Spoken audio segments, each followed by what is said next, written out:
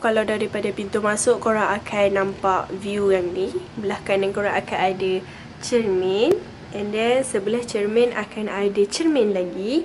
Tapi sini tempat untuk korang buat air, untuk buat minum. Adalah dia letak Nescafe, teh, cawan, sudu, and another gelas air mineral and kettle. Lepas tu kita akan ada ni, apa nama dia, peti sejuk. Peti sejuk ni ada ni. Okay tak, ini bukan Kak punya, so Kak akan buang lah. Ke pakcik tadi punya? Takkanlah pakcik tu nak datang balik kan? So yeah, dekat sini, ada laundry bag, and then tempat kosong untuk pocok kau untuk letak apa-apa lah. Sebelah kiri pintu masuk korang akan nampak tandas. So tandas dia macam ni. Tempat mandi, shower. Tuala ada 4. Dua tuala badan and 2 face towel. Ini dah basah sebab tadi ada orang masuk kan.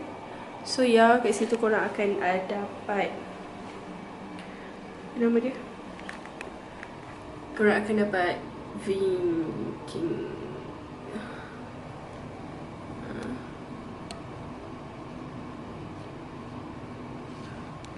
ada 2 cawan untuk korang. So ya, itu Kak ya. Tak fokus. And then korang keluar daripada tandas ni, korang akan dapat view macam ni. Belah kanan korang ada tempat sidai baju, tempat duduk, or I don't know what is it called. And then ada TV, ada plug. Lepas tu ada laci dan hair dryer. Okay, ini adalah dia punya surat. Lepas tu ada ni laci lagi. Dan ada meja makeup, ada kerusi dan ada meja lah. Lepas tu akan ada lampu, lagi, ada phone, ada pensel, ada benda ni green. Okay, akan ada ni. So dan katil macam biasa. So yeah, daripada bilik Kak Ya, Kak akan dapat view ni. Tu warta gambarnya ke PKNS.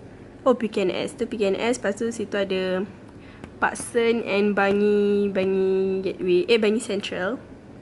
Belah sana tu je lah. Kat sini tak ada nak view lawa-lawa, okay. View mall je, okay. Sebabkan Kak rasa macam panas terik sangat, so Kak nak tutup benda ni. I'm so sleepy. Oh, nice. Ya, Kak lupa, belakang cermin ni ada cupboard macam biasa. So dia akan ada lampu. Rasanya lampu ni automatic terbuka rasanya. And then ada extra pillow.